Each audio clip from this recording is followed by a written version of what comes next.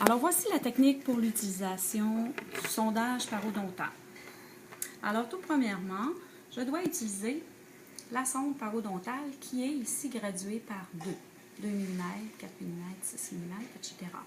Faire attention, il y a des sondes qui sont graduées par 3. Alors, ça dépend des compagnies, puis ça dépend des types de sondes. Sans bouger, veux-tu nous la mettre sur le plateau gris qu'on la voit comme il faut? Oui. Voilà. D'accord. Comparativement à la sonde PSR, qui, elle, est graduée différemment. Puis, elle a une petite boule au bout. Elle permet de glisser dans le fond du sulcus, tandis que la sonde parodontale nous sert vraiment à prendre des points, des mesures. Alors, le bout de la sonde est très carré. Okay. Alors, pour effectuer un sondage parodontal, premièrement, on doit utiliser 6 points de mesure. Alors, le premier point, généralement, se fait au distal, alors au disto-buccal. Alors, je viens insérer ma sonde et il est très important d'être dans l'axe.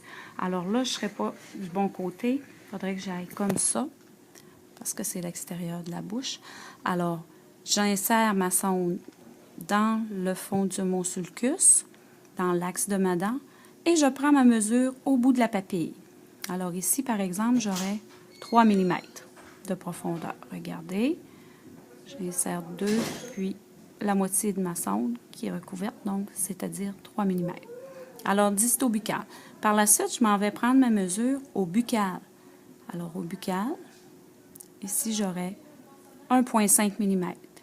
Fait à noter qu'il est important qu'on aille par 0,5 lorsqu'on fait la mesure du sondage parodontal. Ensuite, on s'en vient au mésio-buccal, dans l'axe de la racine. Alors ici, je suis insérée à 4,5. Par la suite, on fait la même chose au lingual. Je vais changer mon modèle de côté. Alors, je reprends au mésio-lingual. Voici comme ça. Alors, 3 mm. Au lingual, 3 mm, toujours dans l'axe. Et au disto-lingual, 2 mm. Voilà.